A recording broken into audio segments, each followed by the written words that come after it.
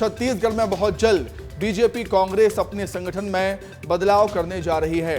BJP जहां सदस्यता अभियान के साथ आगे बढ़ रही है, तो वहीं कांग्रेस में इसका जिम्मा प्रदेश अध्यक्ष दीपक बैज के हाथों में है। दोनों दल संगठन में पुराने चेहरों के साथ नए चेहरों पर दांव लगाने जा रहे हैं। इतना ही नहीं, बीजेपी के सामने एक बड़ी चुनौती कांग्रेस से बीजेपी में शामिल हुए दिग्गजों को संगठन में मौका देने की भी है। अब संगठन में बदलाव को लेकर प्रदेश में सियासत भी तेज हो गई।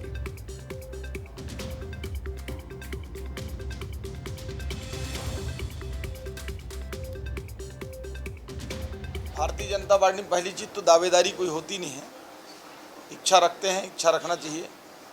और जो भी युवा हों, चाहे हमारे बुजुर्ग हों, चाहे महिला हों, चाहे जिस वर्ग के हों, सभी को अधिकार है लोकतंत्र में। और भारतीय जनता पार्टी लोकतांत्रिक पार्टी है, वो कई पैरामीटर पर संगठन उस पर विचार करती है। तो निश्चित रूप से कहीं दावेदारी करने या सोचने में कोई बुराई नहीं है, परंतु निर्णय भारतीय जनता पार्टी के जो शीर्ष नेतृत्व है उनका ही होगा।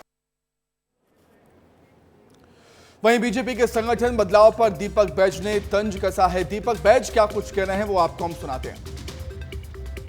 लोकसभा चुनाव तो था, पहले आओ पहले पाओ का करार भारतीय जनता पार्टी ने दिया। किसी भी दल के लोग आलो आलो, आज क्या हालत है, उनको कोई पूछने वाला नहीं है, उनको कोई परखने वाला नहीं है। आज एक कहावत है ना, मैं शायद पूरा बोलूँगा तो किसी को तकलीफ हो जाएगा, लेकिन डैश डैश डैश घर का ना घाट का, आप समझ जाइए उससे।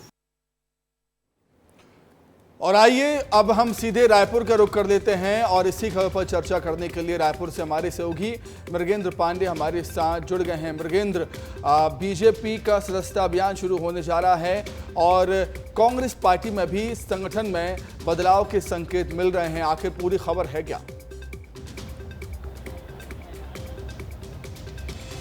देखिए, बीजेपी का सदस्यता अभियान तो चल रहा है, इसके साथ ही संगठन में जो बदलाव की बात आ रही है, आप उसको इस तरह से समझ सकते हैं कि बीजेपी में बहुत सारे नेता, जो पिछला विधानसभा चुनाव हुआ और लोकसभा चुनाव हुआ, कांग्रेस छोड़कर बहुत सारे नेता आए हैं। उन नेताओं को संगठन में एडजस्ट करना है, पहला। दूसरा, बहुत सारे नेताओं को जो राज्य सरकार में जो पद होते हैं, जैसे निगम, मंडल और आयोग, तो प्रदेश संगठन के बहुत सारे नेताओं को, जिला संगठन के बहुत सारे नेताओं को उस निगम मंडल आयोग में नियुक्ति दी जाएगी। तो वो जो पद खाली हो रहे हैं, वहाँ नई नियुक्ति करनी है। कुल मिलाकर ऐसा माना जा रहा है कि करीब 40% पद जो है वो नए होंगे, उसमें युवाओं को, नए लोगों को मौका देना है। दूसरी बात जो कांग्रेस की आपने कही कि कांग्रेस में भी बदलाव होना है संगठन में, तो अभी फ्री हैंड आया है। दीपक बैज जो प्रदेश अध्यक्ष है, पिछले कुछ दिनों से चर्चा ही चल रही थी कि दीपक बैज को ही बदला जा सकता है, लेकिन अभी जो चर्चा है कि दीपक बैज को नगरीय निकाय चुनाव तक फ्री हैंड दिया गया है। तो नगरीय निकाय चुनाव तक कांग्रेस को अपने संगठन में जो बड़े बड़े नेता पार्टी छोड़कर गए हैं, पहले तो वहां भर्ती करना है। कुछ लोग विधायक चुने गए हैं, कुछ लोग अलग अलग जगहों पे एडजस्ट हुए हैं, तो ऐसे नेताओं की जगह नए लोगों को भर्ती करना है। कुल मिलाकर कांग्रेस और बीजेपी दोनों संगठन में नए नेताओं, युवाओं को, जातिगत समीकरण को देखते हुए नई नियुक्ति करनी है। जी, निश्चित तौर पर देखिए, जिस तरीके से कांग्रेस पार्टी में हालात हम देख रहे हैं, चल रहे हैं, कांग्रेस पार्टी में ज़्यादा चुनौतियां हैं, कांग्रेस पार्टी के सामने ज़्यादा चुनौतियां हैं बीजेपी पार्टी की अपेक्षा, ऐसा हम कह सकते हैं संगठन में बदलाव को लेकर या आगे की रणनीति पर काम करने के लिहाज से। मृगेंद्र,